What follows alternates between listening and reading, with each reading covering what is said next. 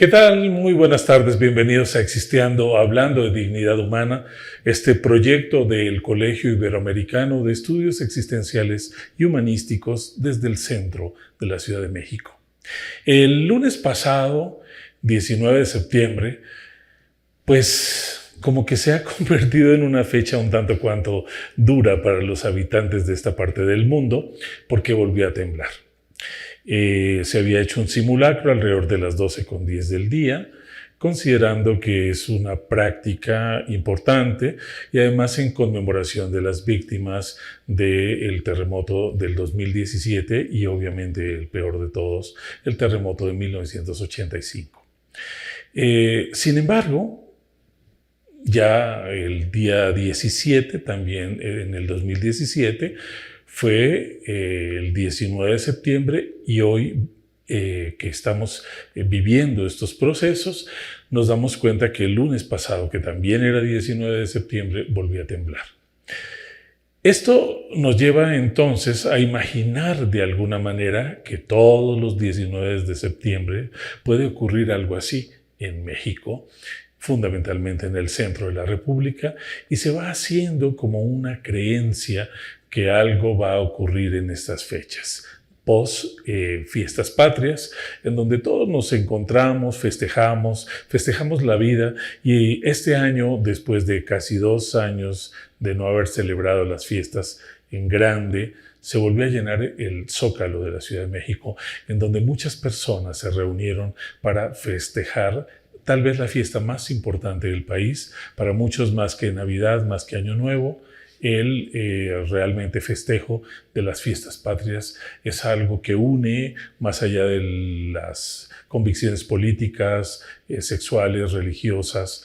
Nos hermana de alguna manera, es una noche de festejo hacia la mexicanidad, no importa el lugar donde nos encontremos en el mundo. Sin embargo, dentro del psiquismo hay algo que se llama el trauma por repetición. Y esto es uno de los efectos postraumáticos que nos ha quedado, porque cada quien lo vive desde la experiencia que tuvo. Por ejemplo, yo en 1985, desafortunadamente, tuve la muy mala experiencia de que mis compañeros de guardia, yo había salido del hospital y los que estaban de guardia perecieron. Y fue una experiencia que a todos nos quedó muy grabada en nuestra psique, en nuestras emociones. Con el paso del tiempo, cada vez que ocurre el fenómeno, volvemos a recrear todas estas imágenes del pasado y de una u otra manera, por la experiencia traumática, la caída de edificios, la pérdida de vidas humanas, todo esto se vuelve a crear esta atmósfera de inseguridad, de incertidumbre. Por eso es un evento postraumático, porque nuestra psique nos refiere a lo ya vivido, pero se acumula la experiencia, por ejemplo, que tuvimos el lunes pasado. Ustedes me podrían preguntar cuáles son otras situaciones en donde los efectos postraumáticos se puedan presentar. Evidentemente, los sismos son muy impresionantes porque es algo que no puede la voluntad humana detener, como un maremoto, como un tifón, como vamos a pensar ahorita en Guerrero, ha habido el paso de un huracán y yo le puedo decir al huracán no pases por acá o hacia la derecha o a la izquierda. Esto se sale de la posibilidad del control humano. Entonces, ¿qué otros aspectos, aparte de las catástrofes naturales, nos pueden dar un evento postraumático?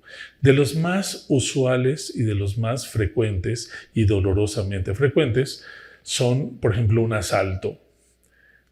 Después de que hemos vivido una experiencia dentro de un transporte público o en un banco o en la calle, ya no queremos pasar por ahí o tenemos la sensación de que algo me va a ocurrir. Y esto me puede llevar a desarrollar algunos cuadros desafortunados que influyen en mi estado de ánimo y en mi respuesta emocional. Puede ser un cuadro depresivo, ya no quiero salir, me siento invadido. Recordemos que la depresión es un trastorno en el estado de ánimo en donde la persona no tiene la energía vital para tomar decisiones, para afrontar, para poderse relacionar de una manera clara y nos estamos relacionando con la fantasía más que con lo que realmente está pasando afuera. Podemos desarrollar, que eso ocurre como en el 90% de las personas, un trastorno de naturaleza ansiosa.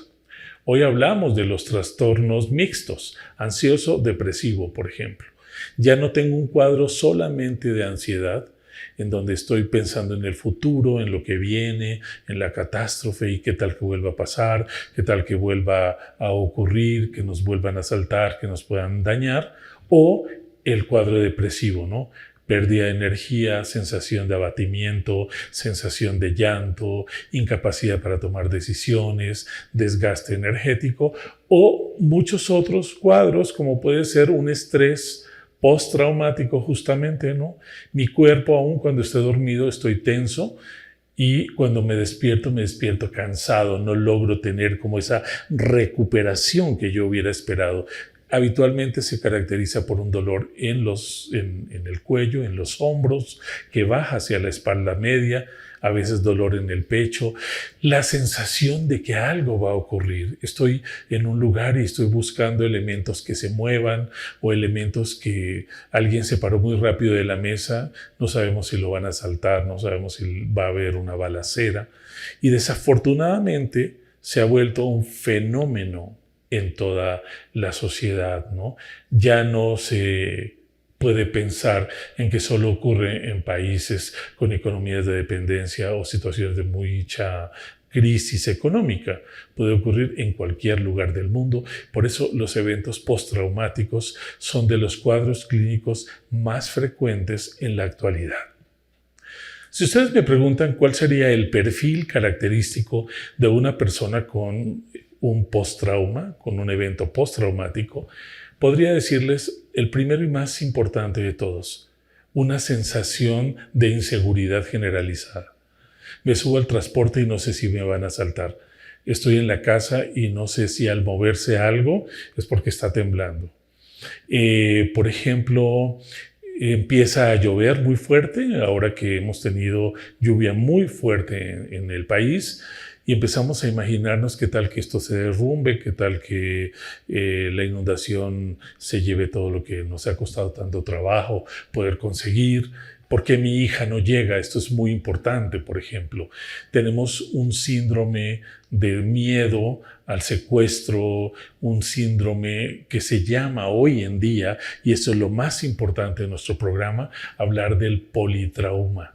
El politrauma es una conducta ansiosa porque no me han secuestrado, no me han agredido en la calle, mis hijas no han sido violadas o mis hijos no nos han atentado con una pistola en la cara o nos han privado de la libertad. Sin embargo, los noticieros, las redes, las experiencias del colectivo, todo el tiempo están hablando de esto, y entonces, ¿qué hace mi cerebro? Recuerden que el cerebro no percibe si algo es real o es ficticio, si algo es moral o inmoral, si algo es bueno o no es bueno. Solamente reacciona.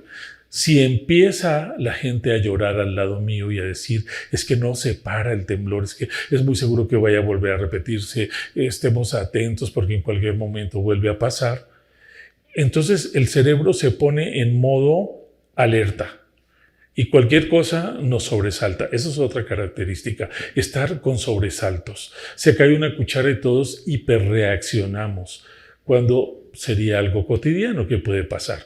Otra de las características del politrauma es una desconfianza en las autoridades, por ejemplo. Uno ve una patrulla y lejos de decir, ay, nos están protegiendo, alguno dice, quédate quieto, no te muevas, no hables, porque no sabes qué te va a pasar. Te van a sembrar droga en el auto o si te mueves te disparan. Es que vimos que iba a sacar una pistola y lo que yo iba a hacer era guardar mi celular para que no me lo robaran. El politrauma social, por ejemplo, hay zonas donde le dicen a uno, bajo tu riesgo te metes por ahí y no tomes transporte después de las 10 de la noche hacia tal zona de la ciudad porque es el 98% de las ocasiones te asaltan, te violan, te secuestran. Y entonces, ¿qué ocurre? Mi cerebro empieza a vivir en una situación de estrés. ¿Qué es el estrés? Hay un estrés saludable, que me mantiene alerta ante cualquier posibilidad de peligro, pero hay otro que está ahí como pasando una película y en cualquier momento siento que algo me puede pasar. Estoy dormido y estoy tenso. Me levanto y estoy preocupado. Voy a acostarme y quiero 3 candados en las puertas, todo cerrado, porque no tengo confianza. Es la característica más importante del postrauma, una sensación de inseguridad y que algo equivocado me puede pasar en cualquier momento. Una persona con estrés postraumático o politrauma tiene pensamientos alterados. Ejemplo, si suena a lo lejos una sirena, digo, Señor, que mi familia esté bien. Las mamás no. Ampara a mis hijos, que no les haya ocurrido nada. Es que yo tuve la sensación de que algo le había pasado a mi hijo y no pude dormir en toda la noche y al día siguiente me enteré que en ese momento lo estaban asaltando, ¿no? Es como esta sensación de clarividencia. Otro de los pensamientos es el trauma o pensamiento de repetición. Ya te asaltaron, entonces cada vez que pasas por ahí tienes la sensación de que lo van a volver a hacer.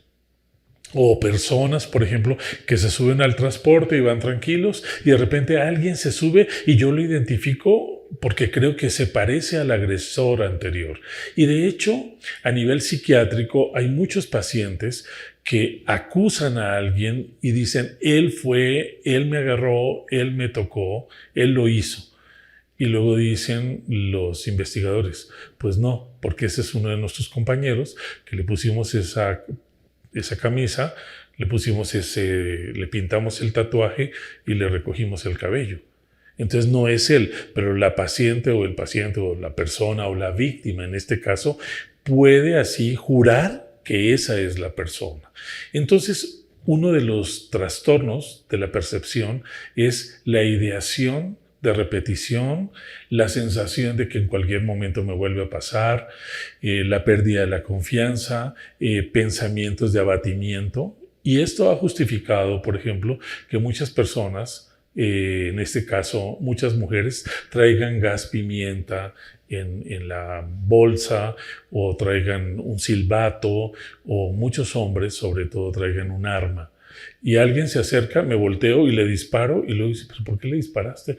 Es que sentí que me iba a atacar. Es que él traía un arma en la mano. No, lo que hizo fue que metió la mano para sacar el celular y tú le disparaste. Porque él tenía el celular en la mano. Te juro que yo vi la pistola, te juro que yo vi el cuchillo. Estoy seguro de que él traía algo en la mano. Entonces, ¿qué pasa? Tengo ideación suicida, tengo visiones o tengo alucinaciones, porque yo vi que él llegó, porque yo vi cuando él la tomó y le dicen, recuerda, esta persona iba caminando por la calle y al lado suyo iban muchas otras personas. ¿Cómo entre tantas personas tuviste al agresor? Habían cientos y traían cubrebocas y traían una cachucha y tú dices, era él, estoy seguro de que era él. Entonces, ¿qué ocurre? Hay un trastorno en la percepción y eso me hace perder confianza en mí mismo.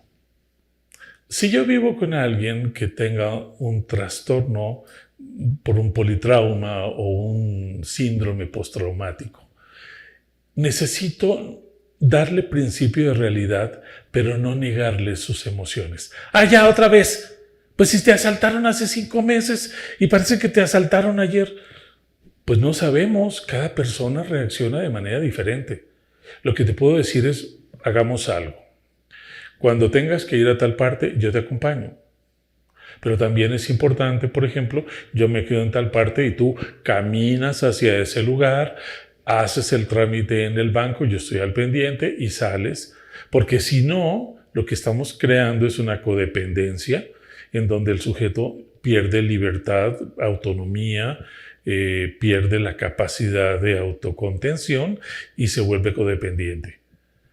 Esto incluso lo puede llevar, amén del síndrome postraumático, a tener, por ejemplo, una ansiedad cabalgante todo el tiempo.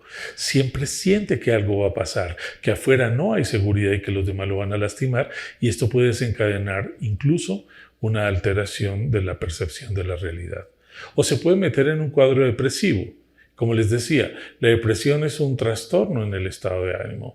La persona no tiene energía, se deprime, tiene sensación de llanto, quiere aislarse todo el tiempo, no quiere que nadie la toque, que nadie se acerque y al mismo tiempo está profundamente necesitada de colaboración y de ayuda. Cuando nosotros tenemos la experiencia, ya sea personal o de vivir con alguien con estas características, es importante primero acudir a un servicio de psicoterapia o incluso en ocasiones con un psiquiatra, porque vamos a necesitar un medicamento que puede ser un antidepresivo, puede ser un ansiolítico, puede ser, por ejemplo, en casos ya muy extremos, un antipsicótico. Pero lo habitual es no negar esta realidad, porque pudo haber ido la señora con sus 2 hijos y presenciaron un evento de asalto o de secuestro o de golpes, o los asaltaron en el autobús y les quitaron incluso a los niños los celulares o la tableta donde venían jugando. Entonces a estos niños hay que llevarlos a que tengan una terapia de acompañamiento a través de dibujos, a través del uso de plastilina, a través de construir elementos con cajas y tirarlos y darse cuenta que ocurren cosas en la vida. No le quiten a la persona la experiencia, no la sometan una vez más de ¡ay, tú otra vez con tu trastorno! Solamente decirle, ya lo expresaste, pero no todos los días te van a lastimar. Vamos a aprender a acompañarnos y a tener confianza unos en los otros. Ustedes me pueden decir, Marco Antonio, ¿y esto se puede curar? ¿Esto se puede tratar? Evidentemente sí. Hay 4 aspectos que habría que tomar en cuenta. El primero, ocurrió y por lo tanto es una experiencia de vida. Puedo escribir acerca de ella, puedo asistir a un grupo de psicoterapia, puedo ir a una consulta para resignificar lo que ocurrió. Eso es muy importante. El segundo elemento es darme cuenta si yo mismo genero situaciones de riesgo. Por ejemplo, salgo a altas horas de la noche en donde puedo correr más riesgo de que esto pueda pasar. No necesariamente ocurre solo en la noche, ¿no? Pero puede ocurrir. Entonces, ¿qué tanto yo estoy teniendo conductas que me exponen?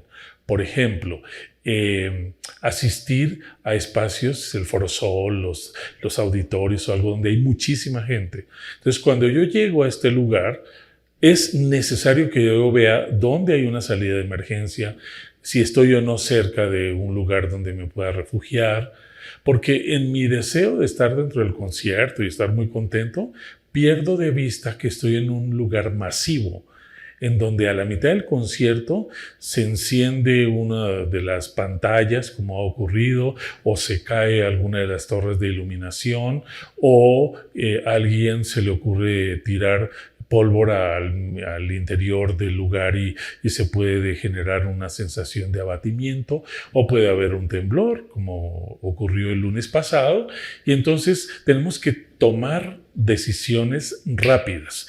Las personas tienen que aprender a saber que la vida es lo prioritario. No puedo irme o regresarme a ir a traer mi bolsa y mi maleta y mi sombrerito, porque por eso obstruyo y al mismo tiempo corro riesgo. ¿Cómo se puede tratar también? A través de psicoterapia, a través de diálogo, a través de la escritura de carta. Narrar la experiencia nos ayuda mucho a ponerlo afuera. Recuerden que externalizar nos permite ver la dimensión de lo que pasó. Mientras lo tenemos aquí, nuestro corazón, nuestro sistema nervioso, nuestra piel tiene una participación importante. Pero cuando nosotros logramos poner el conflicto afuera, nos damos cuenta que a lo mejor no es tan serio o que tiene una mayor magnitud de la que yo mismo quiero reconocer. El síndrome de repetición de algo en los eventos postraumáticos es, entre comillas, esperado. No digamos normal, pero es esperado. Si lo viven o lo sienten, no están locos. Solamente estamos trayendo a nuestra mente las experiencias ya vividas en donde nos sentimos profundamente vulnerables. Esta respuesta adaptativa, que es el estrés o una respuesta mucho más compleja y adversa como la ansiedad, la depresión, el miedo, pues no es inhumana. Eso es muy importante que lo veamos. No por eso adquiero el grado de loco o estoy desfasado de la realidad. Todos ustedes y yo, ante eventos de la naturaleza o circunstancias de riesgo, como puede ser un incendio, como puede ser una inundación, quedar colapsado al interior de una parte porque hubo algún derrumbe, pues todo lo que implica poner en riesgo la vida nos va a generar obviamente un postrauma. ¿Por qué? Porque siempre que vuelvo a estar en una situación parecida, recupero mi sensación o adquiero un aprendizaje. La vez anterior pasó esto, ¿se acuerdan que les dije? Por eso siempre hay que estar al pendiente. Y cuando vuelve a ocurrir, entonces yo traigo esa experiencia y la aplico. Y esto nos puede ayudar en muchos casos, incluso a salvar nuestra vida. Recordemos que en cualquier momento pueden ocurrir muchísimas cosas. Por eso es importante vivir en el presente, en el aquí, en el ahora.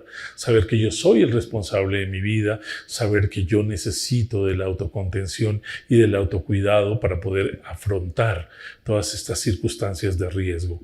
Es importante decirle a los demás, vamos, pero cada quien se tiene que hacer cargo, excepto que sea un niño o un adulto en condiciones de desventaja, lo voy a ayudar.